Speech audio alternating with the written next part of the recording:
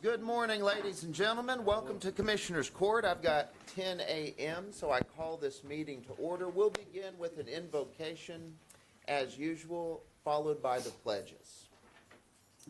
Dear Lord, I come to you this morning and thank you for the start of another day, another week. We thank you, Lord, for the full weekend of activities around town. Thank you, Lord, for the opportunity to be here and address the business before us. I pray for your wisdom and guidance in all the decisions before us today and in the week ahead. In your name I pray. Amen. Amen. I pledge Allegiance to the flag of the United States of America and to the republic for which it stands, one nation, under God, indivisible, with liberty and justice for all. Honor the Texas flag.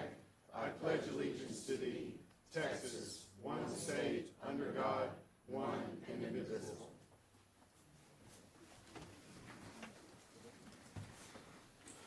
All right, the next item we have on our agenda is citizens communication. Anyone with us this morning who would like to address the court on any county-related issues, you're welcome to do so at this time. Come on up. Come on up. Good morning. Indeed, yes. Good morning. How are you guys doing? Doing well, Hi. doing well. We are very appreciative for you allowing us to come in today. Every year we read off the Child Abuse Awareness Proclamation.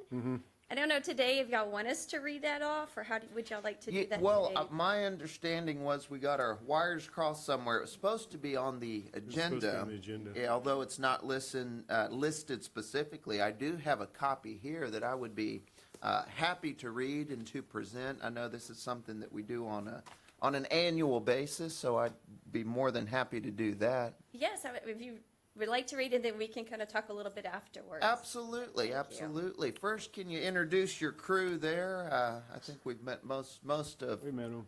y'all before. I'm Megan Gum. I'm the Executive Director of Hope of South Texas. Nicole Wynn, Regional Director with SJRC Texas Belong. Excellent. Amanda Wendell with Pain to Purpose. And Stephanie Bassam with Golden Crescent Casa. Okay. Wonderful. Well, we appreciate y'all being here. I know Hope South Texas is certainly a vital organization here in the community, and it really is a partnership with our law enforcement folks, criminal justice folks, volunteers, and it's something that Commissioners Court started funding on an ongoing basis, I guess 3-4 years ago or so, with that child safety fee that we collect. In any event, I do have that proclamation, and I'll read it this morning. Thank you. The proclamation reads as follows. Whereas child abuse and neglect is a serious crisis affecting every segment of our community, resulting in 1,574 reports of abuse and neglect within Victoria County in 2025, and 119 children within Victoria County were placed in foster care last year. And finding solutions requires input and action from everyone. And whereas our children are our most valuable resource and will shape the future of Texas, and whereas child abuse can have long-term psychological, emotional, and physical effects that have lasting consequences for victims of abuse. And whereas protective factors are conditions that reduce or eliminate risk and promote the social, emotional, and developmental well-being of children. And whereas effective child abuse prevention activities succeed because of the partnerships created between child welfare professionals, education, health, community, faith-based organizations, businesses, and law enforcement agencies, as well as families, of course. And whereas communities must make every effort to promote programs and activities that create strong and thriving children and families.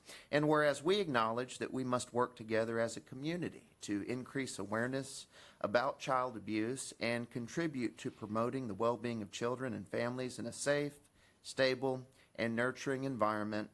And whereas prevention remains the best defense for our children and families, now therefore be it proclaimed that the Victoria County Commissioners Court does hereby proclaim the month of April as National Child Abuse Awareness and Prevention Month within Victoria County, and we urge all citizens to recognize this month by dedicating themselves to improving the quality of life for all children and families. And we encourage all residents to participate in Go Blue Day on Friday, April 10th, 2026. Thank you so much. As mentioned, I'm the executive director of Hope South Texas, and the CAC model, which is our Children's Advocacy Center model, partner. We were so lucky to have the partnerships that we have with the Victoria County Sheriff's Office, the District Attorney's Office, and DFPS. Research shows that when these agencies jointly investigate crimes against children, the justice, the welfare the child and the families benefit that, and so do the communities. Untreated trauma leads to long-term impacts in our community. We see children with post-traumatic stress who grow into adults who are involved in our medical systems, difficulty maintaining relationships in the law enforcement, substance abuse. So the program that we offer to the kids in our community is just so important. Last year, we've conducted over 300 forensic interviews. We provided over 2,200 mental health services, and education and prevention is the most important defense against people looking to hurt our children. We've increased our education and outreach efforts, and we've noticed an 11% increase in reports of abuse to the statewide intake program, or statewide intake phone calls, abuse hotline. Last week, I participated in a Children's Advocacy Center Texas Summit. There's 70 Children's Advocacy Centers in the state of Texas. We cover 98% of counties throughout the state of Texas. And I'm excited. They are looking for we're starting a pilot program where we're starting prevention with pediatric doctors, where when children, families come in, that there's going to be a curriculum that these pediatric doctors are working with the families and recognizing child abuse signs and other things like that. So we're just very excited about that program. We thank you again. I thank you to everybody who's come out today, bringing in the community together. It takes a community to protect the most vulnerable. And again, just if there's any opportunities for us to get to an organization that works with children, for us to be able to provide education on body awareness, how to strengthen policies and procedures at organizations that work with children, that's going to be the best defense. So thank you for your time, and I'll pass it along to Nicole. Hi, again, Nicole Wynn with SJRC Texas Belong. I'm the regional director. We just want to thank y'all for y'all's time today. For SJRC Texas Belong, we are kind of the after effect, right? Last year in 2025, we have 119 kids that were in foster care from Victoria County. But our goal is to work upstream. So being able to support and be community partners are the ones that are working upstream, because we also believe prevention is key. We provide services as well to our families, but our prevention services are open to anybody. Hopefully we can catch them before they become in foster care. So my goal is to be able to come to you one day and report 0 kids were having to go into foster care, but we're just not quite there yet. And so we continue to do that mission and continue to do the work along with so many amazing partners that are in the room. Just for some reference, since April of 1983, we have been doing child abuse prevention and awareness. That's been going on. And I know I might be young, but that was before I was born. But still, I mean, that's 36 years, right? More that we've been doing it, and it still is around and it's still prevalent. And so that means our work isn't done. And I think one of the caveats of odds is a lot of people don't want to talk about it, right? It's out of sight, out of mind. Let's not speak about it if I speak it into existence. But we've learned over the years that talking about it, having the tough conversations with your kids, your grandkids, your relatives, your friends, that it's okay to speak about it. And if you see something, you say something. That's how we're going to get it noticed. That's how, being out in the community and having those tough conversations. It is happening here. I think it can be tested by the numbers of that Hope is seeing at their thing. It is happening here in Victoria County. And so we just all need to do our part about communicating, educating others, and if you see something, say something. And so that's kind of why we're here today to do this for April. And so we just thank y'all again for your time this morning. Thank you. Thank you. Good morning, Judge, Commissioners, and community leaders. My name is Amanda Wendell. I am founder and president of Pain to Purpose. Our organization was founded right here in Victoria County in 2019. We serve children in foster care by supplying them with luggage, towel sets, and toiletry bags full of toiletries that we all take for granted. We all know that stigma behind children being removed with black trash bags. So we decided in 2019 we wanted to change that for our county and for surrounding counties. We are also very active in bringing awareness in the month of April for child abuse and believe awareness is key to prevention. At 11 a.m., we invite everyone in this courtroom to meet us at the corner of North and Main as we set up the See Something, Say Something display. This year, 119 children cutouts will be put up to represent the children in care, and 346 pinwheels representing all the children who received services in Victoria County. 30 more children entered foster care in 2025, and over 100 more received the services. Please join us as we work to bring awareness. We must be their voice. Thank you. Thank you. Thank you. Thank you very much. Good morning. I'm going to try to keep it under the 3-minute time here. So I'm Stephanie. I work with Golden Crescent CASA. CASA is a court-appointed special advocate. We come into the story of the child after they've been placed in foster care. A judge will appoint a CASA volunteer to that child. Our role is to be the voice for the child in court. We are one of 74 agencies throughout the state of Texas. There are CASAs in 217 of our 254 counties. And we're just proud to be one of them. We're moving into our 31st year of service throughout the Golden Crescent region. We serve 8 counties, of which Victoria is one of those counties that we serve. We have about 41 volunteers right now. We service every child that's placed in care that comes before us. Our volunteers are well trained. We train them for about 34 and a half hours. They have continuing training that they're expected to complete throughout the course of the year. And I'd like to tell just a little story about how CASA came to be. So there was a judge in Washington State, Judge David Sokup, and he had a case before him, and there was a little 4-year-old girl, and there was representation. There were attorneys. There were, the CPS workers were there. The CPS attorneys were there, but no one was the voice for this child. He knew nothing, about the child. So his recommendation was he talked to the bailiff and he said, hey, can you get some people together for me? Because I have an idea of something. And that idea was the CASA advocate. That advocate talks to the child, finds out what the child's interests are, and can be that voice for the child's best interest in court. So it kind of lets the kid be seen throughout the proceedings. So I'm a little bit nervous talking, so I apologize for the stammering of my voice, but I do appreciate the time before you and all of the support, like Terry. It's so great to see so many wonderful people from our community stepping forward to say yes to kids. So thank you. Thank you. Could we get, Megan, Nicole, Amanda, we appreciate y'all and the whole crew, all the volunteers and partners. We'd like to get a picture. I know it will be a big crowd up here. I guess we'll stand back here and let's. could we get blue ribbons to wear for the month from somebody? Could? Okay, thank you. Testing. Yeah, that'd be fine. We can distribute them. Absolutely, absolutely. Oh, well, thank you. Absolutely. Oh, my.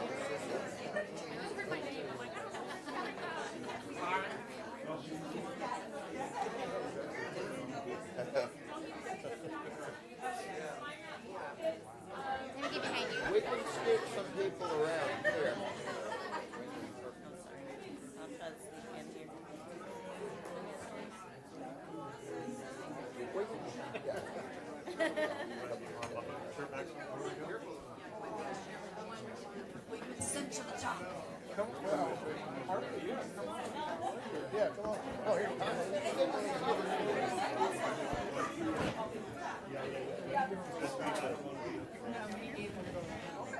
Ready?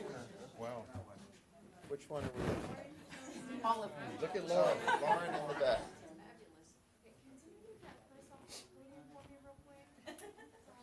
We have a lot of people wanting to come see us today, though, in the same group. 1, 2, 3.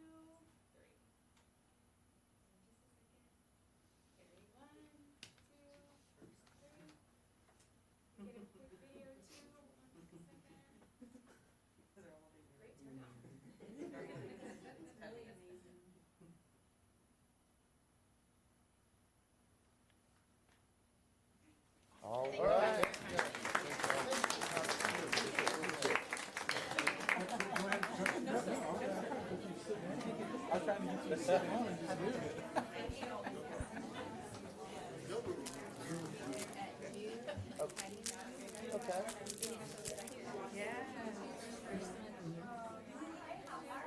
Yeah, absolutely. You can share that. Sure. Judge, do we have to do a motion and approve that proclamation, or, because I didn't ask because it wasn't on the agenda? Yeah, that's what I thought. Okay. Before everybody That's why- leaves, I just wanted to make a quick announcement. On April 1st, we are doing a sound off at Patty Dotson at noon. Law enforcement, fire department will all show up there, and we sound the sirens for 1 minute. It's very just sobering. It's just to pay recognition to those impacted by child abuse. And anyway, we're inviting the community out there. Law enforcement will be out there, and it's at noon at the Patty Dotson parking lot. And they're also April 1st, and we've gotten surrounding communities to do it, so we're all doing it at noon to just honor those impacted by child abuse. So hope y'all can make it. Thank you. Thank you, Megan. Appreciate y'all. Judge, can I have The box or just a few dash? Oh, that cleaned the place up.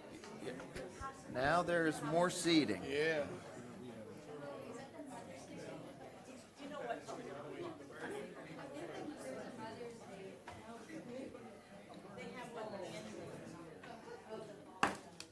All right, let's move along in the agenda this morning. He's serious. He banged together.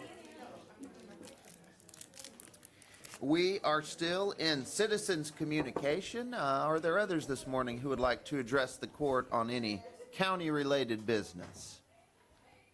On the road. Good morning, Michael. Judge, Commissioners. Good morning. Good morning. I'm Michael Bondro. I live at 2107 North Bend, Jordan. There's diabetes awareness day on Tuesday, and they give free A1C test. You got to sign up today. It's at 5206 North Navarro. It's between Wingstop and Planet Fitness. And the number is 361-226-4016. And they also give a class on how to cook, you know, if you're a diabetic. And sometimes you're inherited being a diabetic. You know, there's professional baseball players that's diabetics. You know, they type 1 diabetic. They give themselves insulin shots, and they eat right, and they're in good shape. Despite that, they're inherited diabetes and stuff. And sometimes you'll even see them in the dugout giving themselves a insulin shot, you know, before they play, and it don't affect their performance. They still run a 4.40 and stuff like that, you know.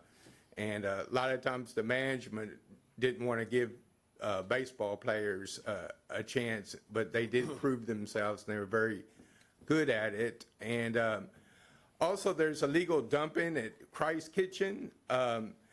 They're dumping a big old a couch and 2 big mattresses, and this just keeps continuing. And I don't know what the answer is. Maybe put some hidden cameras and bust them and stuff. I wish people would stop doing it. And there's been a couch right by a dumpster for 2 months at Christ Kitchen, and they just dumped recently 2 large mattresses. And how do I know? Because I usually eat there about once a week and stuff, and I notice all that. And people are still trashing out Queen City Park and the surrounding area. And despite, you know, KABU 25 getting involved and the director of Christ Kitchen, this continues to exist. Even the city of Victoria and Jesus Garza and the police department been getting involved. I guess just more patrols and stuff like this. And I wanted to talk about child abuse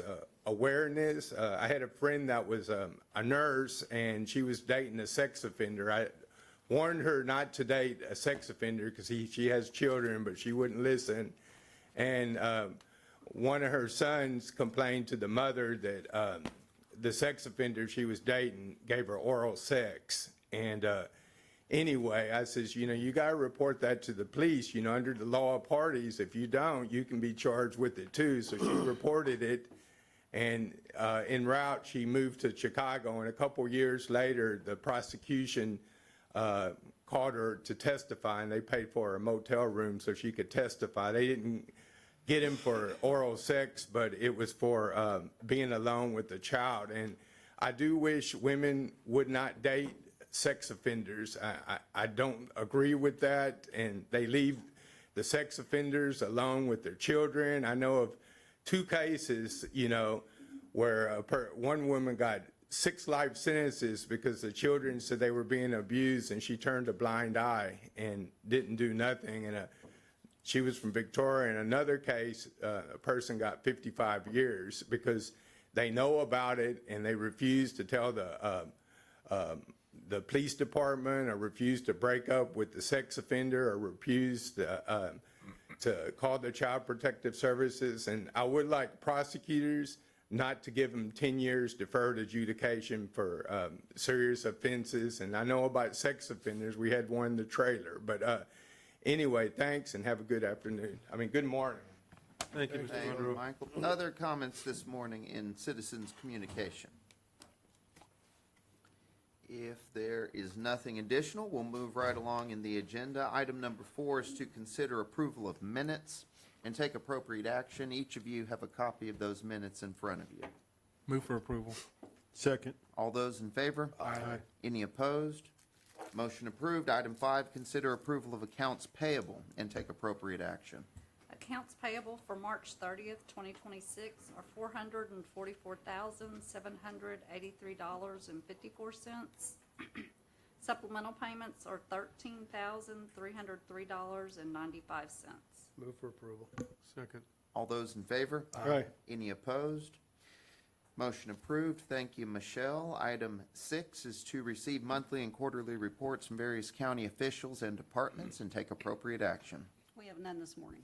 Very good. Number 7 is to consider approval of bond forfeiture releases and take appropriate action. We also have none of those this morning as well. Very good. Thank you, Heidi. We'll then go to item 8, and that is to consider approval of Citizens Medical Center interim vendor payments and take appropriate action. We have the March 26th memo from our hospital showing interim vendor payments in the amount of $369,470.13. The ACH report on that same date totaled $3,536,009.28. Move for approval. Second. All those in favor? Aye. Any opposed? Motion approved. Our next agenda item is to number 9, to hear a proclamation recognizing Victoria Christian Assistance Ministry, VCAM, for 40 years of service and take appropriate action. Let's see, I don't see Mark. Mark is here, okay. Didn't see you in the back. Hiding in the back. Mark, come on up. Thank you for being here. Your proclamation did make it onto the agenda as an agenda item, and I'll present that here momentarily, but welcome. Thank you. Thanks for being here. Yeah, I'll read that. Anything that you want to share with us? Just, the significance of the 40 years at VCAM, being a volunteer-run organization, the cast of characters have changed, the locations have changed, but yet the service remains the same, Yeah. providing hope when things are hopeless. That means food, basic needs, clothing, all the services provided are free. VCAM normally runs under the radar, you don't hear a whole lot about us. Right. But the services remain the same, the loyalty remains the same, and it's just myself and 3 part-time staff members and over 40 volunteers. So, it's an amazing issue. The things that have grown now because we're the largest food pantry in the surrounding 11 county area, and we're open on a regular basis. So that says a lot for the organization. So not only for the city, but for the county also. We serve all. Yeah. So, yes, all those in need. So accompanying me is one of my board members, Joe Farias. So, Joe, welcome. Welcome. Thank you. Joe. Thanks for being here. Thank you. I'd just like to add, lifelong Victoria resident, and to echo what Mark said, VCAM has been here for 40 years, but I would be remiss to think the county really knows this organization is there. So if you have volunteer hours that you can offer the community, give us a call. And also, we take gently used clothing and non-perishable food items as well. Okay. We've been around for 40 years, and we thank you for this opportunity today. Awesome. Well, thank you both. And to commemorate the 40 years of service, Commissioners Court has the following proclamation. It reads, whereas Victoria Christian Assistance Ministry, VCAM, was founded in March of 1986 and received its charter as a Christian nonprofit on March 26, 1986. And whereas combating hunger and providing basic necessities and clothing to those in need and lending a helping hand to brothers and sisters here are among the valuable duties that VCAM has fulfilled for decades. And whereas while the types and varieties of services provided by VCAM has changed over time along with the needs of the community, the commitment of VCAM to serve others as the hands and feet of Christ has not changed. And whereas VCAM now provides help with basic needs, food, and clothing, as well as medical equipment and medical appointments, and whereas a great amount of commendable service and assistance has been provided by VCAM to individuals, families, churches, partnering agencies, and organizations, and whereas over the course of 40 years, VCAM has become one of the pillars of our community assistance networks here in the county, and whereas VCAM is supported entirely by community donations and local grants and is powered by dedicated staff and volunteers, and whereas throughout the 40 years of significantly serving some of the neediest individuals in Victoria County, VCAM has remained true to its mission of providing hope when things seem hopeless. And whereas later this year, VCAM will celebrate this 40-year milestone with an open house to commemorate the commitment to those it serves. Now, therefore, be it resolved that the Victoria County Commissioners Court does hereby proclaim March 30th, 2026 as Victoria Christian Assistance Ministry Day in Victoria County, and we invite all our citizens to join in recognizing and celebrating 40 years of outstanding service to society and community by VCAM. So, Mark, we want to present you with this, and with only 2 of y'all here versus 40, we can stand right down in front and get a photo.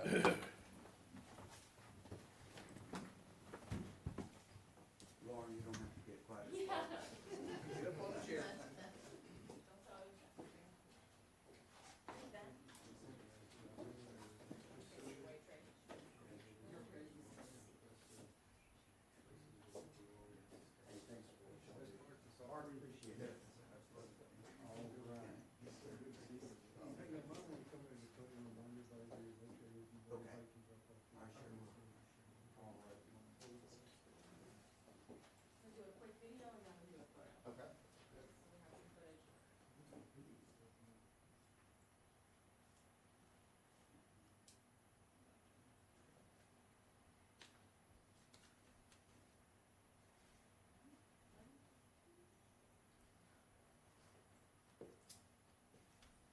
Since we kind of do, Kenneth brought this up, alluded to that. If you don't know where we're located, we're 1 block over at 108 North Liberty, just 1 block over, so that's our location. What's that address again? 108 North Liberty. All right. Thanks Thank again. y'all once again. Appreciate it. Thank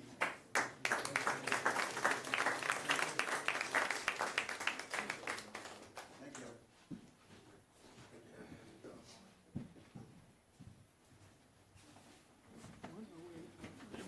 All right. Do we have a motion to approve that So- proclamation? So move. Second. All those in favor? Aye. Any opposed? Motion approved. Moving right along to item number 10, that is to consider approval of the following resolutions for donation to the Victoria County Animal Services Department and take appropriate action. A is Resolution 2026-045 from Murdoch's Ranch and Home Supply in the amount of $2,147.62. And B, Resolution 2026-046 from Victoria County Animal Advocates for a commercial dishwasher and glass washer valued at $6,282.50. $1,000,000.23. I know we have some folks here from that awesome organization. Come on Yes. up, please. Yes, please do. Come on up. We really want to thank all of you for everything that you've done for Victoria County Animal Services. We all know and remember how it was at one point in time.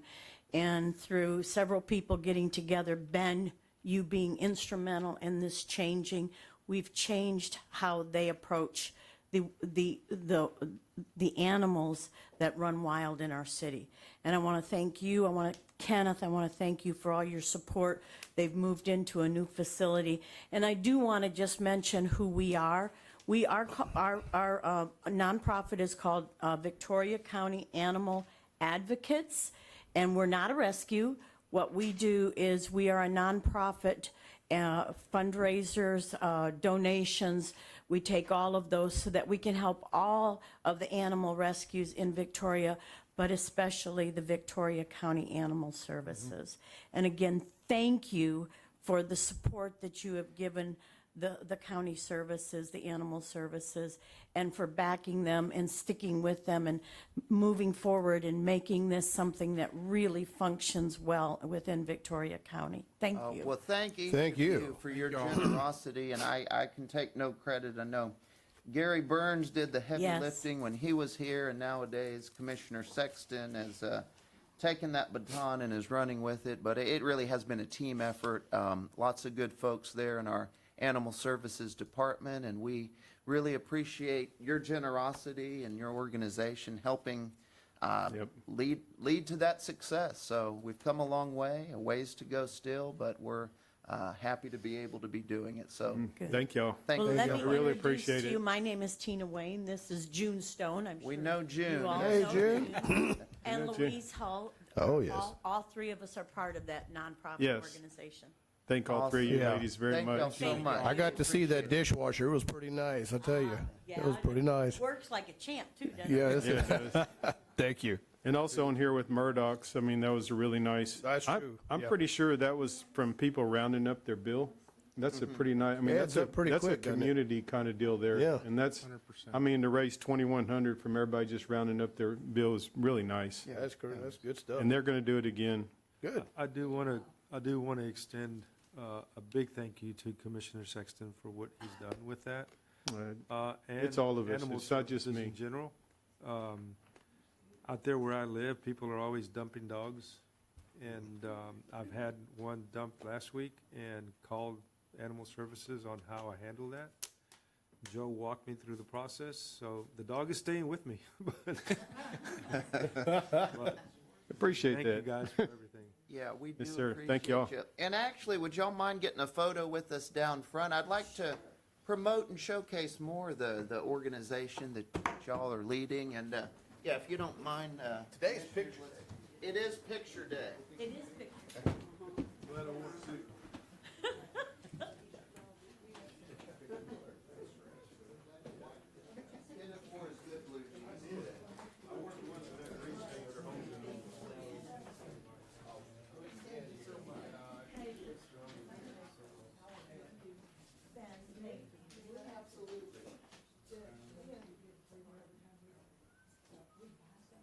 To take a donation, it would have to be approved by Commissioner's Court, so. Well, we'll have them on the agenda next week. You go ahead and prove it now, then you don't have to put it back. June, you don't have to come You don't need to be here.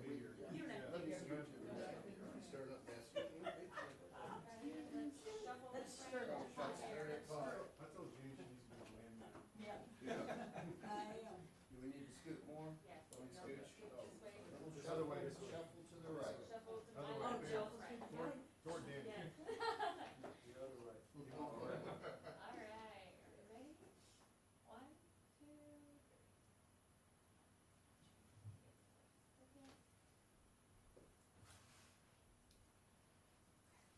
All right. Thank you once again.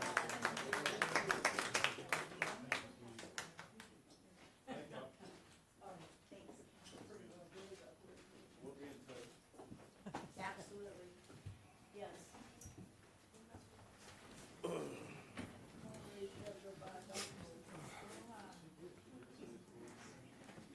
All right, do we have a motion to approve 10A and B? Move to approve. Second. All those in favor? Aye. Any opposed? Motion approved. Item number 11 is to consider approval of Victoria County Mental and Behavioral Health Facility, GMP, guaranteed maximum price, proposal revision from Spallglass, and take appropriate action. Good morning, Avery. Good morning, Judge. Good morning, Commissioners. Good morning, Avery. This has been a long-standing milestone in the mental health facility project that we've been awaiting to present Spallglass's GMP to y'all, to the court for formal approval. This will be pending legal review for the AIA documentations that have been submitted, both for the GMP and the additive alternate. The base bid GMP for this project will include an all-in dollar amount of $37,051,001. The additive alternate will include an additional 20-bed facility to build out 2 north and south wings. And that alternate pricing is $2,532,074. Both of these pricings are being held for 30 days. We have until April 18th. That's the duration in which Spallglass will maintain the pricing with all of their subcontractors. This, of course, will include the previous $1.4 million and some change that we authorized in our limited notice to proceed to have them go ahead and begin construction with earthwork activities. It's included or plus? It is included Already within in this it, total. okay. Yes, sir. This also includes design services. Okay, so with the alternate is simply getting to the 60 beds, which is the ultimate goal. And so that amount, It's 2.5. Correct. But you can figure that's a little over 100,000 a bid, and this total turnkey point's $1 million. So it's really, so with it'd the be nice if we could alternate, find funding. with the alternate, including the amounts that have already been spent, that totaled what amount? Over 40. It is Will be at roughly $42.5 million. What's 42. not reflected in here are owners held contingencies. Okay. So this is items like, any finish out inside the building, furniture, medical equipment that may be required, and then our owner's representative and related costs. Okay. So, yes. All right, so of course, the grant amount was for 40 million. Correct. And our goal, high priority, is to get the maximum number of beds in use as possible, which is 60. So the court's effort at this point would be seeing where we can get the additional 2.5 million, or coming up with that ourselves, or some mechanism to achieve those full 60 beds. And we have what period of time in which to opt for accepting that alternate? Yes, sir. So we have 30 days from the date at which the GMP was submitted to us. So the deadline would be April 18th. So April 18th, okay. Okay. Very good. Well, it's good to have those numbers solidified. Hopefully we can make that happen. And so this would be to approve this contingent on legal review. Move to approve. Second. Motion and a second. So do we have that right, Avery? Yes, sir. So just for clarification, will this be for the base? For the GMP? base. It is for Yes. the base. I would anticipate coming back in the coming weeks and accepting the alternate. But we need to do a little more legwork on that extra 2.5 million beforehand. Yes, sir. Understood. Got you. All right, very good. Let No, me see. long time waiting for this. Yes, sir. We're excited. Yeah. Okay, and then related to that, item 12 is to authorize to advertise a RFQ, request for qualifications, for new construction building commissioning services for the mental and behavioral health facility in Victoria County, and take appropriate action. Yes, sir. So this is connected to the mental health facility.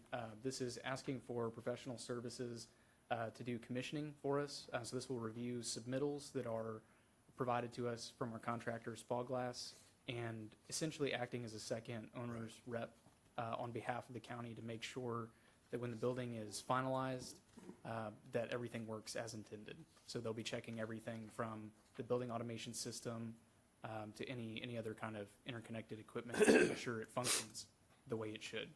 based on the specifications in the submittals. Okay, very good. Okay. And this is authorization to advertise. Do we have a motion to approve? So move. Second. All those in favor? Aye. Any opposed?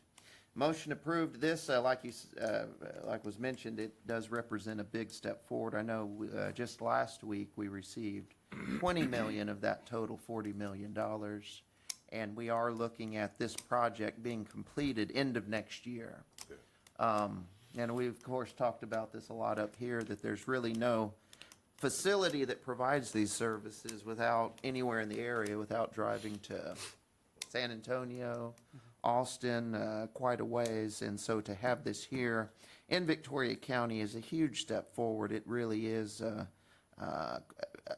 big achievement, accomplishment on something that really matters in the community. And we've been excited to be able to play a part on that, in that lead on this issue, and look forward to this being completed end of next year. Now, another question I get is on the, Avery, the actual operator of the facility. When are we going to start soliciting proposals for that? So we've reached out to HHSC, particularly with their contracts coordinator, in order to determine what requirements are going to be placed on us to enter in for contracts of forensic patients. That would be included within the RFQ for the operator. We're still currently talking with HHSC to determine what all of those requirements are, so that when we procure an operator, they are held to that same standard. Right. So that has started several months ago. We're still actively talking with HHSC through probably March. So we don't have a firm date in which this will be solicited, but we will come back through court to authorize. Okay. Okay, very good. Well, thanks again, Avery. Appreciate it. Thank you, Yes, sir. sir. Judge, I'd like to, Appreciate your support. just for the public and for the court, I'd like to recognize you, Avery Flessner, John Johnston, as well as Robin Knipling, on your work on this. Is amazing. You guys, then Robin making sure everything, we get this money, we wouldn't get this check without her as well. And we thank y'all. Yes, sir. We do. Thank y'all for your support. We appreciate it. And we appreciate Adrian also, especially what she's fixing to do on this. You made him blush.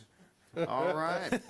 Item number tried. 13 is to discuss and consider an updated draft Victoria County procurement policy, purchasing and procurement procedures, purchasing matrix, and procurement flow chart, and take appropriate action. Good morning, Judge. Good morning. Morning. So as stated on the agenda item, this is just to reflect that Senate Bill 1173 that amended Texas Government Code Chapter 262.023 by raising the mandatory formal competitive bidding threshold from $50,000 to $100,000. So in that documentation before you, the purchasing procurement procedure, the purchasing matrix, and the procurement flow chart, that is just showing that adjustment to that threshold, raising it to $100,000. And then what I would like you to just be reviewing, because I've also updated other threshold amounts. Specifically, what's going to be very interesting to everybody in the county is it has been raised for the threshold for when you need to have 3 quotes. So now that is anything above $50,000 is what I want you to be reviewing. And again, I'll be bringing that manual forward to just get that for your approval. So now that new limit will be anything between over $50,000 up to $999.99. That will need the 3 quotes, whereas before it was $25,000. Okay. Okay. So just keep in mind, when we get to that manual portion, thresholds have been raised, but for sure, what I would like is just for review and approval, just making sure that $100,000 for the competitive formal bidding, Right. that go ahead and get approved, because the state has already issued that out for us. Right. Okay. Excellent, thank Say you, we Avery. approved the whole thing. Chris, Avery, did you have something additional? I have a question for you, Adrian.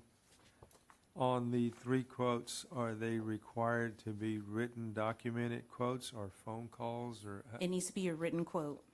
And what if we can't get that? Because sometimes it's difficult, they won't return what you've requested, and Honestly, because we have to be able to prove that we have the 3 quotes. Okay. Even if it's just an email, a text message that you can like forward, because then that can be like, that's written. Okay. So a text message is acceptable, but like, again, in that text message, we need to see who it came from. But yes, to your question, it has to be written, or there's no way for us to prove it. Thank you. Okay. Commissioner, just as an add to that, what we've typically done in engineering and development for informal solicitations, I will blind copy 3 respondents and ask that they provide a response within 2 weeks. If we do not receive a response by that time, it counts as a no response, which counts as one of your 3 quotes. Okay. So that's typically how we've done that. We've documented that everybody had the same amount of time to prepare and submit quotes, and then it was received or not received by a certain deadline, and we move forward from there. Good. So I just wanted to take time to thank Adrian and Chris and the department heads that provided feedback. This has been a monumental effort to go back, review our procurement policy, update thresholds that needed to be updated to be in accordance with state legislature, and then also improve kind of our informal bidding process by raising that limit from 25,000 to 50,000. The intent of this agenda item is to put the draft policy before you for your feedback. We plan over this next month to receive and compile department head feedback for any additional alterations that might need to be made, and then formal approval of the entire policy and everything will be requested at the end of April, early May. Okay, deal. Thank you for your work, both of you guys. Absolutely. Thank you. Just a couple of little things. I want to thank our Tuesday procurement working group for all of their very dedicated work on this. As Avery mentioned, it has been in some ways a monumental process. This is the tip of the veritable iceberg here. The final policy, when it is brought to you with the updated purchase card policy and all the bells and whistles, will be 90-ish pages? Yes. Looking forward to it. Or maybe a little more than that. So have your readers ready for 95 pages of good work. Also, sometime in the next 2 meetings, we will be bringing a revised draft fraud, waste, and abuse policy to you for your reading pleasure and your consideration. And while I'm up here, I want to remind everyone that the retirement event for Deanne is today Yes. from 11 to 4. It is at the Extension office on Waco Drive, not at the Officers Club. Yes. Thanks for that, Chris. Folks, thank y'all so much again. Thank y'all. Thank you, guys. I know there's a lot. This is an Appreciate important it. step forward. I know when we first implemented this, Commissioner Garcia, it was not a unified vote. In fact, it was a purchasing policy. We pushed that through with a 3-2 vote at the time. To see it come along into this form to really keep track with modern purchasing best practices is an accomplishment. So again, I echo the thanks and appreciate all of y'all's hard work on that. This was just to discuss and consider. We'll take formal action after everybody has had another chance to re-review that. So Thank y'all. we can move to item number 14, and that is to consider approval of the Victoria County subrecipient monitoring policy for grants and take appropriate action. Good morning, Robin. Good morning, Judge and Commissioners. Good morning. One of the things that probably doesn't get talked about a lot outside of my office and the people that work around me is audits. And so maybe we need to bring that to light a little bit more. We don't talk about it a lot because frankly, we do a pretty good job. I've learned over the years, perfection is not going to happen. They're always going to dig real deep and find at least one thing that you didn't do right most of the time, but that's okay. We do relatively well. So things become more stringent over time. One of the things is subrecipient monitoring. We currently have 3 grants in the county that have subrecipients, which we allow. We have memorandums of understanding with other organizations, and they receive funds to carry out portions of those grants. ARPA, which is almost done, they have their own subrecipient monitoring. It's a very large grant, so they have their own policies that go along with it. However, our grants with DOJ, which is JAG, shared with the city, as well as an HHSC grant with the health department. Those grants, we just kind of get information from them on reports. Well, now we have a fun new policy that will help us establish and maintain control over the federal award connections and requirements. So the policy just outlines from pre-award to closeout, how we're going to do things. There's checklists in there, all the fun stuff. It all will be more strictly monitored so that we will have that information to provide to auditors in the future. So a huge thanks to Adrian, who helped me with this, and we already trained with the Health Department, Sheriff's Office, our office, et cetera, last week. So everybody's ready to go. Awesome. Very good. Any discussion or questions for Robin on that? Oh, auditor's office was also in those trainings because they're a big part of the compliance too. It's our checks and balances system. A lot of this information will be also provided to them as the bills are paid. So we have a checks and balances to make sure it gets done. Sorry for interrupting you. Oh, no worries at all. Do we have a motion to approve item number? So move. Second. All those in favor? Aye. Any opposed? Motion approved. Thank you. Thanks, Robin. Thank you. Thank you, Robin.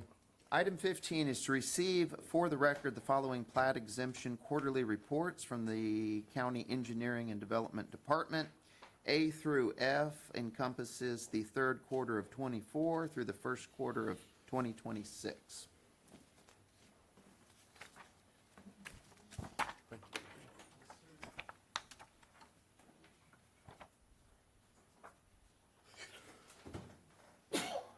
Bless you. Thank you, sir.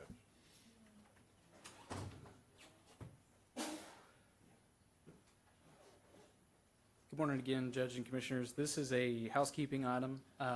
We have our compiled plat exemption requests quarterly reports going from as far back as third quarter of 2024 to the first quarter of this year.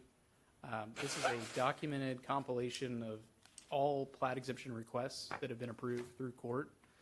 It includes the address, precinct, date of approval, project name, type of exemption, and then an explanation as to what the type of exemption was and why that plat exemption request was made in the first place. This is something we will continue to plan to do, but this documents our gap from date of last report. Thank you for this, Avery. We appreciate it. Move to receive. Second. All those in favor? Aye. Any opposed? Motion approved. Item 16 is to receive for the record an executed warranty deed from Derek J. Waches for the purchase of a right-of-way on Tipton Road in Precinct 4 in the amount of $1,700 in connection with the TxDOT Tipton Road Bridge Replacement Project, and take appropriate action. Move to approve. Second. All those in favor? Aye. Any opposed? Motion approved. Item 17, consider approval of Resolution 2026-044 for a road donation from Carlton Ledwig in the amount of $403.60 for the installation of a pipe culvert at 6482 Colettoville Road in Precinct 3. Move to approve. Second. All those in favor? Aye. Any opposed? Motion approved. 18, consider approval of a letter of permission for Martha Ramos to enter private property located at 10680 FM 444 South in Precinct 4. Move to approve. Second. All those in favor? Aye. Any opposed? Motion approved. Item number 19 is to consider approval of personnel changes and take appropriate action. No, you don't have any, Judge. I can Okay. see. Is it? Is there one from the elections office? Yeah. Yeah. Yeah, there's that single one Oh, from the yeah. elections office. Okay. Move for approval. Second. All those in favor? Aye. Any opposed? Motion approved. Item 20, receive for the record discretionary budget amendments, if any, and take appropriate action. It looks like there is one from the sheriff's forfeiture fund. Move to approve. Second. All those in favor? Aye. Any opposed? Motion approved. Item 21, consider approval of 2026 budget amendments and take appropriate action. And you have copies of those in your agenda packets. Move for approval. Second. All those in favor? Aye. Any opposed? Motion approved.